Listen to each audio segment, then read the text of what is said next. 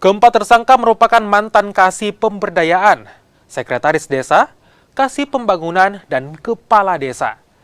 Dari perbuatan keempat tersangka, kerugian negara diperkirakan mencapai 1 miliar rupiah. Atas perbuatannya, tersangka disangkakan tentang pemberantasan tindak pidana korupsi dengan ancaman maksimal 20 tahun penjara. Saat ini, para tersangka sementara ditahan di Lembaga Pemasyarakatan Kelas 3, Wahai Maluku Tengah selama 20 hari ke depan. Yang bersangkutan setelah dipanggil secara patut dan sah, yang setelah ditetapkan menjadi tersangka tidak memenuhi panggilan.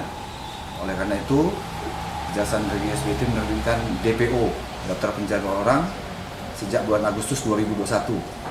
Dan pada hari ini telah dilakukan penangkapan terhadap yang bersangkutan. Tersangka sudah kita amankan dan segera kita akan lakukan proses selanjutnya. Ya.